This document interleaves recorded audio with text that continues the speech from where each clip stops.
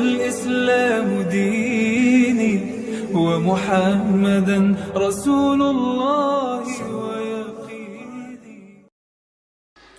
Minha arba'atun hurum. Ada 4 bulan yang disebut dengan bulan haram. Yang pertama Zulhijjah, yang kedua Zulqa'dah, Zulhijjah, Muharram, dan Rajab. Salasun mutawaliyatun. Ada 3 bulan yang berurut-urut. Ada 3 bulan yang tak terpisah. Itulah dia Zulqa'dah, Zulhijjah, dan insya Allah tak lama lagi kita akan masuk ke bulan Muharram. Sedangkan yang 1 bulan ini ma baina Jumada wa Sya'ban, terletak di antara bulan Jumadil Akhir dan bulan Sya'ban, yaitu disebut dengan bulan Rajab. Jadi pada bulan-bulan ini kita dianjurkan beramal. Amal yang paling afdal adalah melaksanakan puasa-puasa sunat. Khusus untuk bulan Muharram nanti itu ada puasa sunat yang disebut dengan puasa Asyura. Jadi kita catat tanggalnya, insya Allah nanti tanggal 1 September itu bertepatan 1 Muharram, berarti nanti pas pada tanggal 9. Yang paling bagus puasa itu tanggal 9, 10, 11. Kalau tidak sanggup 3 hari, karena kata Nabi SAW, jangan sama puasanya dengan puasa Bani Israel. Khaliful Yahud. Bedakan puasa kamu dengan puasa orang Yahudi. Orang Yahudi itu puasanya cuma tanggal 10 saja. Maka supaya kita beda dengan Yahudi, puasa 9, 10, 11. Kalau tak sanggup 9, 10, 11, pilih 2 hari saja, 9, 10. Nah, ketika Nabi sampai ke kota Al-Madinah Al-Munawwarah, Nabi melihat orang-orang Yahudi di Madinah itu puasa. Di Madinah ada 3 orang Yahudi. Yahudi Bani Nadir, Yahudi Bani Quraizah, Yahudi Qainuqa. Mereka tak makan, tak minum pada hari itu. Nabi bertanya, "Ma hadza?" Hari apa ini? Mereka menjawab, "Hadza yaumun salihun." Ini hari yang baik. Najjallahu fihi Musa wa aghraqa fihi Fir'aun. Hari ini Allah menyelamatkan Nabi Musa dan menggelamkan Fir'aun laknatullah alaih. Maka kemudian mereka bersyukur kepada Allah dengan melaksanakan puasa pada tanggal 10 karena Allah sudah menyelamatkan Musa alaihi salam dan menenggelamkan Fir'aun. Maka Nabi Muhammad SAW berkata, "Nahnu ahaqqu bi Musa minhum." Kami lebih berhak terhadap Nabi Musa daripada mereka. Maka Nabi pun melaksanakan, memerintahkan fa'amara bi siyamihi. Nabi memerintahkan puasa. Jadi tentang puasa Asyura ini tidak ada ikhtilaf antara ulama tentang disyariatkannya berdasarkan hadis-hadis yang sahih tuntunan Nabi Muhammad sallallahu alaihi wasallam. Oleh sebab itu kita yang berbadan sehat, khususnya bagi perempuan yang banyak punya hutang puasa kemarin, dengan berpuasa di Asyura 9, 10, 11, dia sudah bisa mengqadha, mengganti 3 hari puasa yang tinggal. Karena perempuan yang kemarin tinggal puasanya di bulan Syawal, di bulan Muharram, di bulan Ramadan, itu bisa diganti di bulan Syawal sebanyak 6 hari. Orang yang berpuasa 6 hari di bulan Syawal otomatis dapat pahala puasa sunat walaupun niatnya qadha. Begitu kata Imam Abu Zakaria Al-Ansari dari kalangan mazhab Syafi'i yang disebutkan dalam kitab Fatawa Al-Azhar oleh Syekh Atiyah Saqar. Niatnya niat qadha saja, tidak niat sunat. Karena kalau niat sunat qadha tak dapat. Tapi kalau niat qadha maka otomatis pahala puasa sunatnya dapat. Begitu juga dengan orang yang puasa Senin Kamis, niat qadha dia hari Senin, maka qadhanya lunas dan pahala Senin dapat. Niat qadha dia hari Kamis, pahala qadhanya dapat dan otomatis dapat pahala puasa sunat. Begitu juga dengan nanti 3 hari di bulan Asyura, di bulan Muharram itu 9, 10, 11 niatnya niat qada. Nawaitu sauma qada'in. Saya berniat puasa qada mengganti yang Ramadan tinggal kemarin.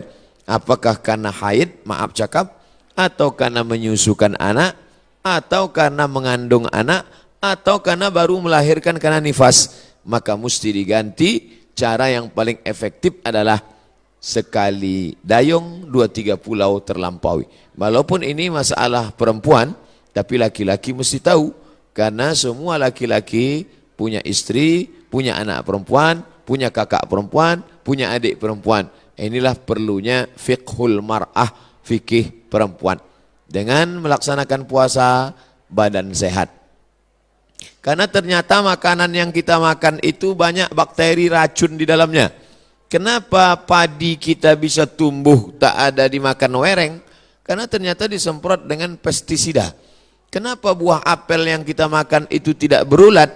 Karena ternyata ulat tak mau memakan apel karena ada pestisida. Bahkan ikan asin yang kita makan pun itu kena formalin. Makanya tak dikerubungi lalat. Lalat pun tak mau. Kita aja yang mau makan ikan asin tuh.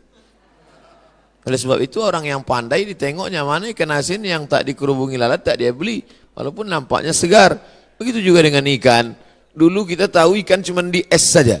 Sekarang ikan disiram, direndam pakai formalin.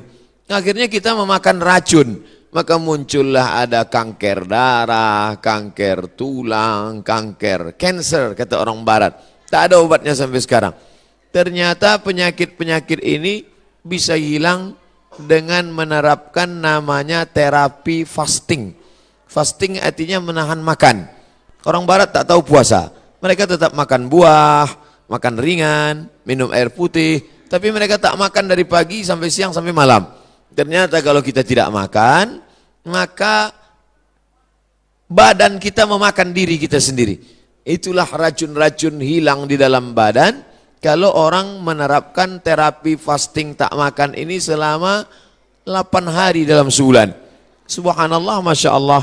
Ini belum lahir Nabi, belum lahir lagi orang yang menemukan penyakit ini sudah diajarkan oleh Nabi Muhammad SAW. 8 hari tak makan dalam sebulan. Senin Kamis, Senin Kamis, Senin Kamis, dan Senin Kamis. Maka siapa yang melaksanakan puasa Senin Kamis, tapi yang lebih bagus lagi adalah lebih banyak daripada Senin Kamis. Karena kalau Senin Kamis cuma 8 saja, tapi yang lebih banyak daripada itu adalah 15 hari. Ahabbus saum ilallah saumi Daud.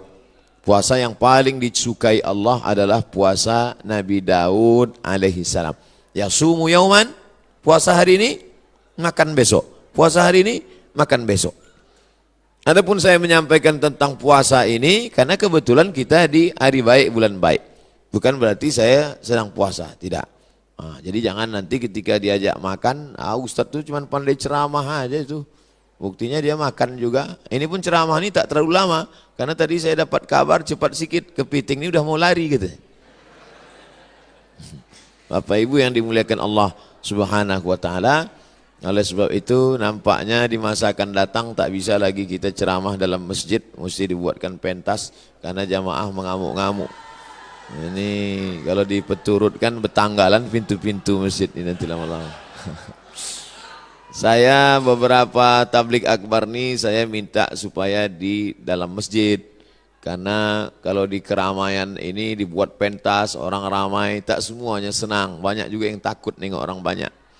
Nah, jadi saya minta ke panitia dalam masjid aja biar supaya tenang, lebih sejuk. Rupanya masyarakat tak bisa dibendung. Nah, inilah buktinya, mengok melimpah ruah, kasihan. Di masa akan datang nanti panjang umur, sehat badan kita buat di stadion lapangan sepak bola. Untuk hari ini sabar-sabarkan aja dulu. Nah, jadi yang di luar menengok, tengok aja lah layar TV itu sama macam menonton TV One hari biasa. Nanti saya sampaikan, selesaikan dulu pesan-pesan ini. Setelah itu nanti saya jawab beberapa pertanyaan. Setelah itu kami pun akan langsung menuju airport. Karena saya akan berangkat pulang. Ini tausiah yang terakhir. Mudah-mudahan tausiah yang terakhir ini yang terbaik insyaallah. Jadi intinya pulang nanti Bapak Ibu sekalian, bapak-bapak sampaikan pesan ke istrinya supaya mengganti puasa. Nanti kalau ada yang bertanya apa isi ceramah Ustaz Somad tadi, supaya kau ganti puasa. Karena suami disuruh Allah, ya ayyuhalladzina amanu, wahai para suami, qu anfusakum, jaga dirimu, wa ahlikum, istrimu, anakmu, naro, jaga dari api neraka, yaitu dengan melaksanakan puasa. Ibu-ibu, perempuan-perempuan banyak tahan makan, tahan minum. Apa nama programnya? Diet. Dia mau diet, kurus. Diet, tahan makan, tahan minum. Tapi orang diet tak dapat pahala. Tapi kalau orang puasa, dua-duanya dapat. Pahala dapat, qadha lunas, pahala sunat dapat, diet menyusul. Dengan syarat jangan diganti di waktu malam. Karena banyak juga mengqadha puasa di waktu siang, mengqadha makan di waktu malam. Nah, tak dapat apa-apa. Oleh sebab itu maka badan sehat, otak sehat, orang yang sedang melaksanakan puasa menanamkan takut kepada Allah Subhanahu wa taala. Takut menganiaya orang, takut menengok yang haram, takut membicarakan aib orang. Kalau sedang puasa Asyura itu nanti mana ada orang mau membicarakan aib orang lain? Ibu-ibu yang ditelepon kawannya cerita tentang tetangga, anak si fulan, istri si fulan, tak mau dia bicara. Jangan bicarakan aib orang lain, stop. Nanti malam baru kita bahas, kata dia. Haram, tak boleh. Man lam yada qaulaz zur, siapa yang tak meninggalkan cakap kotor, cakap yang tak baik, membicarakan aib orang lain, menganiaya, falaisa lillahi hajatun fi ayyada'a ta'amahu wa syarabahu. Tak ada gunanya dia tahan makannya, dia tahan minumnya, kalau tidak menahan cakap kasar, aib, ghibah, namimah. La yadkhulul jannatan lamamun, tak masuk surga orang yang membawa-bawa cakap orang. Cakap si A tentang si B disampaikan oleh si B kepada si C, beradu kepala si B dengan si C gara-gara si B. Oleh sebab itu dalam hadis dikatakan Nabi membelah pelepah kurma, Nabi tusukkan ke suatu makam. Sahabat heran, kenapa kau tusukkan pelepah kurma itu ya Rasulullah? Kata Rasulullah, ini orang yang di dalam kubur ini sedang kena azab. Azab apa? Azab kubur. Itulah makanya sebelum salam kita berdoa, Allahumma inni a'udzubika min azabi jahannam wa min azabil qabri. Minta jauh dari azab kubur. Kenapa dia di azab kubur ya Rasulullah? Ada dua dosa dia. Yang pertama, kena azab kubur karena namam, membawa-bawa cakap orang. Oleh sebab itu kalau lidah ini terpancing mau bicara aib orang lain, stop, diisi dengan zikir, tasbih, tahmid, takbir, tahlil. Tasbih, subhanallah. Tahmid, alhamdulillah. Takbir, Allahu akbar. Tahlil, la ilaha illallah. Kalimatani, dua kalimat. Khafifatani alal lisan, ringan di lidah. Thaqilatani fil mizan, berat pada timbangan hari kiamat. Habibatani ilar rahman, disukai Allah. Subhanallah bihamdihi, subhanallahil azim. Subhanallah bihamdihi, subhanallahil azim. Subhanallah bihamdihi, subhanallahil azim. Jadi yang paling bagus diisi pada bulan haram ini, Dzulqa'dah, Dzulhijjah, Muharram, ini adalah puasa sunat. Tapi ada 4 hari di bulan ini tak boleh puasa. Di antara 3 bulan ini ada 4 hari tak boleh puasa. Itulah dia tanggal 10, tanggal 11, tanggal 12, tanggal 13. Kenapa tak boleh puasa? Karena hari raya daging kambing melimpah ruah. Walaupun tak semua bisa makan kambing ini, karena asal ditengoknya, baru menengok bungkusnya aja sudah naik darah tingginya. Belum lagi makan dagingnya. Nah, adapun sekarang inilah masanya membakar kolesterol, membakar karbohidrat, membakar yang kita makan pada saat penyembelihan hewan kurban kemarin. Adapun ibu-ibu, bapak-bapak yang masih banyak daging kurban di freezer itu, sedekahkanlah kepada anak yatim, fakir miskin. Ini udah hari raya yang keberapa ini di bulan Zulhijjah. Sudah mau habis bulan Zulhijjah, masuk bulan Muharram. Tapi kulkas masih banyak yang belum bisa ditutup. Masih menyipak kaki kambing itu lagi. Oleh sebab itu, maka ini menunjukkan kita ini ada sifat tamak. Ada sifat tak ingin rezeki kita itu dimakan orang lain. Padahal puncak keimanan adalah la yu'minu ahadukum, kamu tak beriman hatta yuhibba li akhihi, sampai kau sayang kepada saudaramu ma yuhibbu li nafsihi, sama macam sayang pada diri sendiri.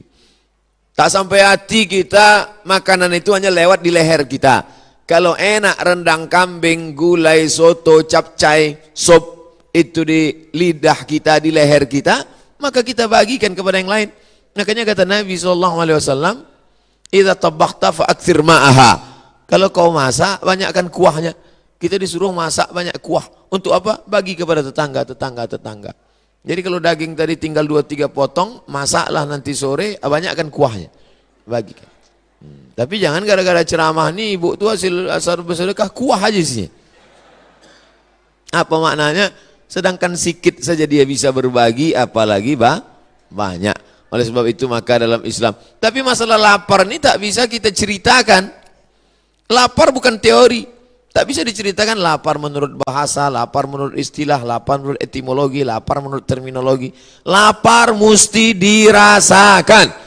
Setelah kita rasakan lapar itu, maka muncullah rasa berbagi. Lapar Ramadan sudah lupa, udah agak lama. Ramadan, Syawal, Zulqa'dah, Zulhijjah, 5 bulan setelah itu datang kita disuruh mengingat lapar lagi. Itulah dia lapar 3 hari, tanggal 9, tanggal 10, tanggal 11. Ngaji jangan cuma pengajian aja. Pengajian nonton TV, pengajian di YouTube, pengajian sekarang live langsung, cukup. Jangan sekedar pengajian tapi langsung diamalkan. Pulang dari sini, ambil spidol, tengok mana kalender, tanggal 9, tanggal 10, tanggal 11, garis di bawah, puasa Asyura. Andai, maaf cakap, pas tanggal 9, 10, 11, dia haid, maka dapat tetap pahalanya, karena sudah ada niat. Innamal a'malu binniat. Ibu kenapa tak puasa? Oh, mohon maaf, saya sedang halangan. Tapi niat sudah sampai. Adapun laki-laki tak ada alasan. Kau kenapa tak puasa? Aku niat aja sudah sampai. Anda tetap laksanakan. Maka bapak membangunkan istrinya.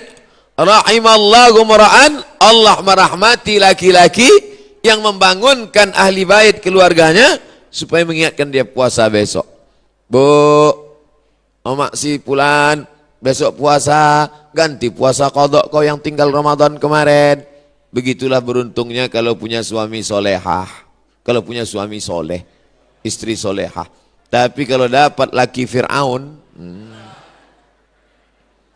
tak mau tahu dia, sholat kau sembahyang tidak sembahyang bukan urusanku, puasamu bukan urusanku. Padahal dalam Islam diajarkan kita ini mesti menjaga orang yang ada di sekitar kita, keluarga, tetangga, sahabat, kerabat. Wa anzir ashiratakal aqrabin. Berikanlah peringatan kepada keluarga-keluarga yang dekat. Ini penting sekali tentang masalah puasa ini. Semua penyakit berawal dari lambung. Semua penyakit berawal dari lambung. Oleh sebab itu maka kosongkan lambung, hilangkan bakteri. Coba tengok iklan di TV. Dari bakteri di dalam lambung itu muncul penyakit gula darah, muncul penyakit diabetes, muncul penyakit jantung koroner, muncul penyakit kanker, muncul penyakit makanan. Bagaimana supaya cara makanan tadi hilang? Ini diperbanyak puasa sunat.